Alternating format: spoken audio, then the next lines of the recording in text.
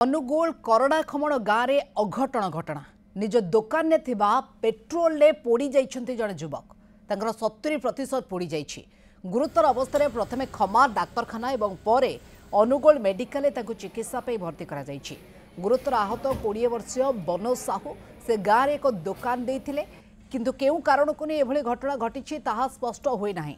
किंतु तांकर बापांकर कहवा कथा जे दुकान में पेट्रोल थिला ताहा असावधानता वशतः ढाली होगला तेणु पुओ जली जाइछि।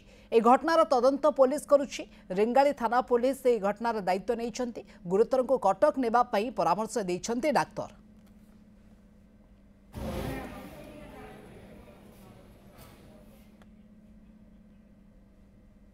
कुकुर कोड़े रखी मु भी आज्ञा जानी से कहला खसी पड़ा बापा जो बाहर के आइला कहला बापा खसी पड़ा किरा करूलु कहला मुई तो तले दुकान जो गाड़ी जो पेट्रोल आम जो नौ घरे रखी दे था गाड़ी बारके घर रखी था गाड़ी बेस समय बुलाबुली कर बोले जानिक घरे रखी सी बोतल भर्ती करता मन को खसी पड़ी कौन ना जान तो आज्ञा।